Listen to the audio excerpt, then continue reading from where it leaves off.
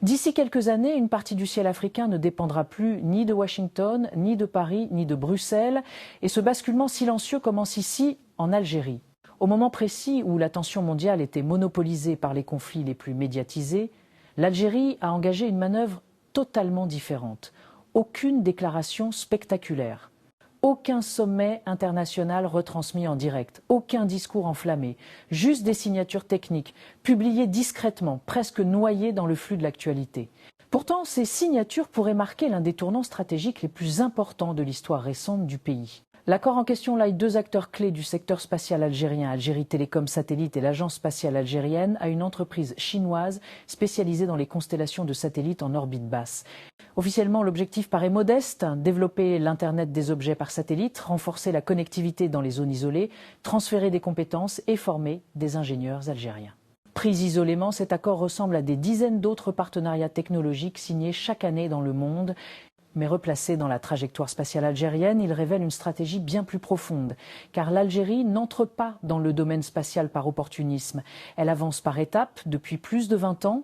Le lancement d'Alcomsat 1 en est un exemple clé. Certes, le satellite a été conçu et lancé avec l'aide chinoise, mais son exploitation est aujourd'hui assurée exclusivement par des ingénieurs algériens, une différence fondamentale. Beaucoup de pays possèdent des satellites, très peu maîtrisent réellement leur fonctionnement. Depuis, l'Algérie a poursuivi une logique rare, investir massivement dans les infrastructures au sol avant de multiplier les satellites. Stations de contrôle, centres de traitement de données, sites de commande. À Bogzou, plus de 77 millions de dollars ont été investis dans une station ultra-moderne. À Constantine, un centre régional a été mis en service pour renforcer la couverture nationale. Cette approche révèle une vision à long terme, car sans contrôle au sol, un satellite reste dépendant. Et sans indépendance technique, la souveraineté spatiale est une illusion. Le partenariat avec la Chine s'inscrit donc dans une continuité.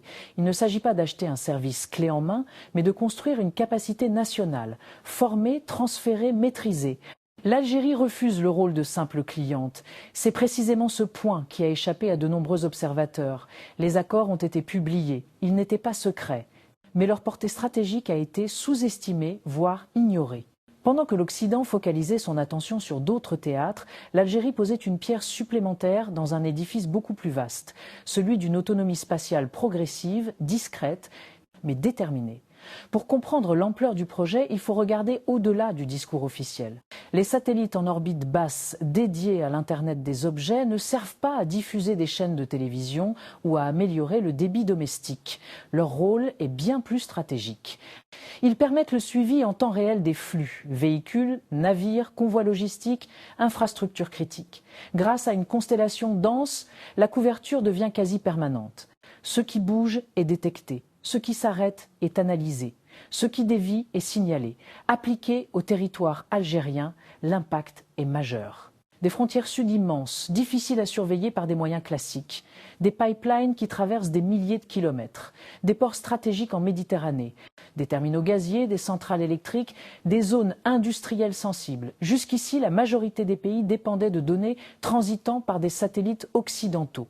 Cela signifie une dépendance indirecte aux cadres juridiques étrangers, aux lois extraterritoriales, aux priorités géopolitiques d'autres puissances.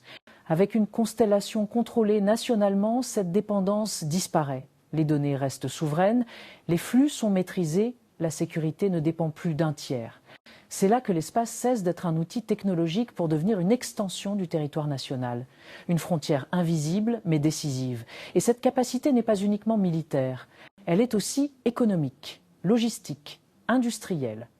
La gestion des flux énergétiques, du transport, des chaînes d'approvisionnement repose de plus en plus sur l'information en temps réel. Celui qui contrôle l'information contrôle la décision.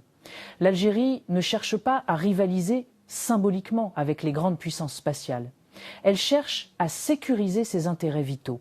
Et dans le monde contemporain, ces intérêts passent par l'espace. Ce projet spatial ne peut être compris sans le replacer dans la réorientation globale de la politique algérienne. Depuis plusieurs années, le pays opère un repositionnement stratégique profond. Il ne s'agit plus de choisir un camp unique ni de s'inscrire dans une logique d'alignement automatique. L'Algérie cherche à élargir son champ d'action, à multiplier ses options et à réduire toute forme de dépendance structurelle. Cette stratégie repose sur un principe simple. diversifier les partenariats pour renforcer la souveraineté. Avec la Chine, l'Algérie coopère sur des segments clés comme les satellites en orbite basse, l'Internet des objets stratégiques et le transfert de technologies critiques. Ce partenariat va au-delà de la livraison d'équipements. Il vise la montée en compétences locales, la formation d'ingénieurs et la maîtrise progressive des chaînes de valeur spatiale. Avec la Russie, la coopération s'inscrit dans des domaines complémentaires: navigation, observation de la Terre, protection des données et télécommunications sécurisées. Là encore, l'objectif n'est pas la dépendance, mais l'équilibre. Chaque partenariat répond à un besoin précis, dans une logique de complémentarité plutôt que de substitution. Sur le plan africain, notamment avec l'Afrique du Sud, l'Algérie s'inscrit dans une vision continentale.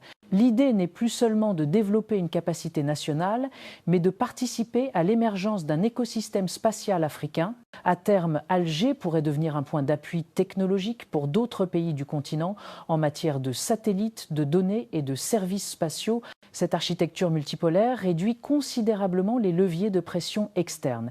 Elle complique toute tentative de contrôle indirect par l'accès aux données, aux réseaux ou aux infrastructures critiques.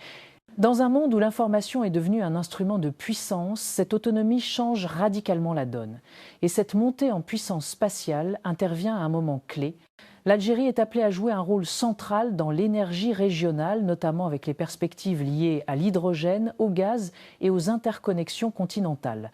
Or, une infrastructure énergétique stratégique sans protection informationnelle est vulnérable. Le spatial devient alors une assurance stratégique, un bouclier silencieux mais essentiel. À plus long terme, cette dynamique pourrait repositionner l'Algérie comme un acteur de référence en Afrique du Nord. Non plus uniquement comme fournisseur d'énergie, mais comme pôle technologique capable d'accompagner d'autres pays africains dans leur propre développement spatial. C'est là que le basculement devient géopolitique. L'Occident conserve une avance considérable dans l'espace, mais il perd un monopole, celui de l'accès, des données et du contrôle. Lorsqu'un pays construit une chaîne complète, satellites, stations au sol, compétences locales, flux souverains, il sort du cadre traditionnel de dépendance. Et c'est précisément ce qui rend ce projet si sensible, non pas parce qu'il est caché, mais parce qu'il est irréversible. Ce que révèle ce partenariat spatial, ce n'est pas seulement une coopération technologique entre l'Algérie et la Chine, c'est un changement de posture. Pendant longtemps, l'espace a été réservé à quelques puissances qui en contrôlaient les données, les flux et les règles. Aujourd'hui, ce monopole commence à se fissurer. En construisant patiemment une capacité spatiale souveraine, satellites, stations au sol, ingénieurs formés, réseaux indépendants, l'Algérie ne cherche pas à provoquer.